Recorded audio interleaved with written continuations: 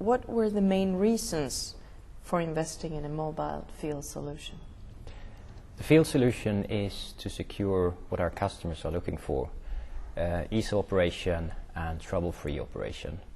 And our service technicians, representing the largest workforce in our company, have as a key role to secure that. And any investment to enhance their performance and thereby our ability to serve our customers is a good investment, both for our customers and for us. What difficulties did you face in the service process before introducing Service in Motion? I must say we have, or did have, a rather good service order process before Service in Motion. What we did lack, though, was capturing the possibilities we had within that process. There's a lot of information on hand that we couldn't forward to our technicians, which would allow them to perform better. It was also, to some extent, person-dependent. You had a strong personal relationship between the technician and the customer, which is good, of course. But on the other hand, if we for any reason need to use someone else, we do not have the same information transparency that would secure our customers a good service independent on who from BT who is serving him. What role does Service in Motion play in BT's service business? Naturally, it plays a central role in the actual performance of service operations, the planning, the call logging, the performance of the work, checklists, reporting of work. That's the hard facts of what it does. But on top of that, it's the infrastructure we've now built for working with service operations improvements. If you like, you could say that we moved the enterprise functionality into the hands of service technicians.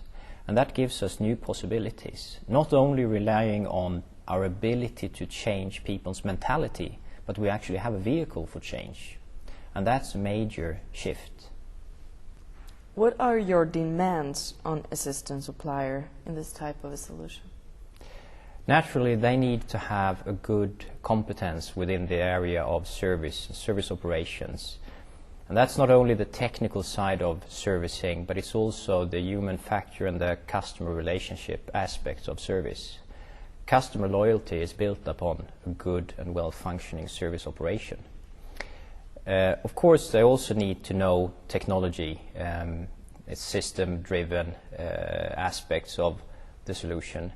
And they should also have an openness towards integration in other areas of the service work, i.e. we do development that interacts with this solution, so there has to be big openness in the way it's handled by the supplier.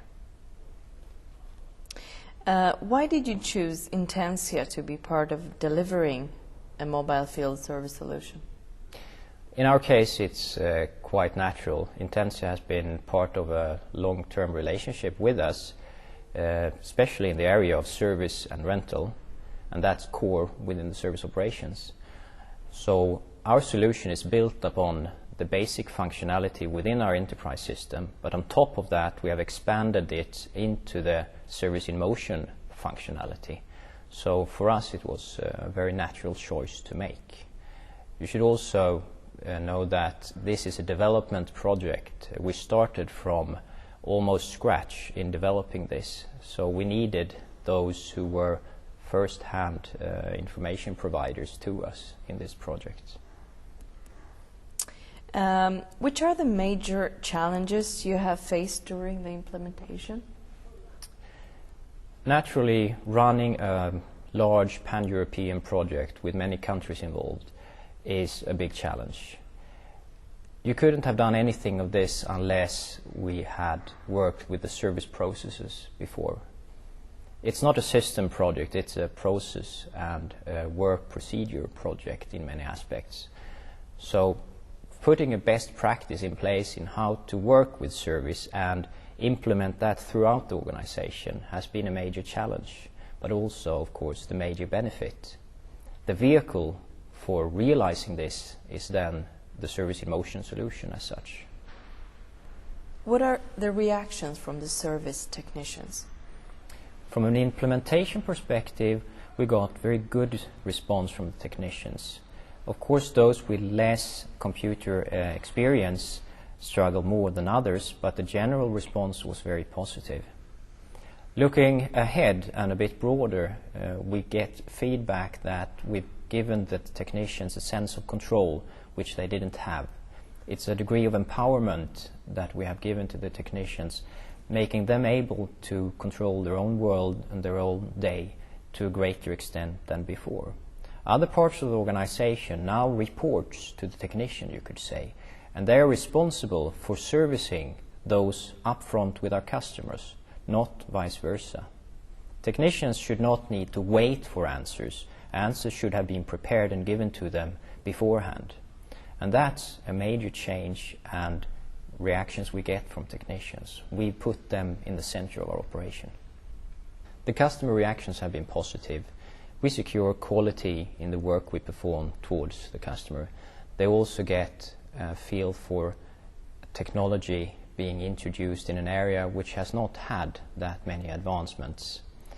We secure a continuation in improving of our business, which is good, and it's also image building to some extent. Our customers see that we advance in areas not only that relates to our products but also to the services we provide. What are the major benefits with a mobile field solution? They're both qualitative and quantitative. Of course, we make cost savings in some areas when it comes to back office personnel, the need for that. Revenue increases in the terms of efficiency gains with technicians, their ability to do more service jobs per week. But there are also softer areas, such as the improvement of quality, accuracy in what we do, securing for the customer that we can perform a similar service throughout Europe, as an example. So it's a broad variety of effects that you can get if you manage the change in the service process. What is your experience of the earnings or savings so far? Has it been any return of investment that you have achieved with the system? At the moment we are rolling out the last countries, so we are not yet fully implemented. By the year end we will be, and from that time on we will see the true effects. Our pre-calculation and our calculations ongoing in the project still continues to show a very good return of investment. And we're talking about magnitude of 2.5 million euros on an annual basis in the scale we are running it. And we have no reason to believe that we won't reach that. Rather, we have started to see other areas that can give us further effects. What future possibilities do you see when it comes to service in motion? We made some obvious restrictions to the first scope when we decided to develop this solution. We didn't want to implement too many changes to the organization at the same time. It's tough enough to change the way you work throughout Europe.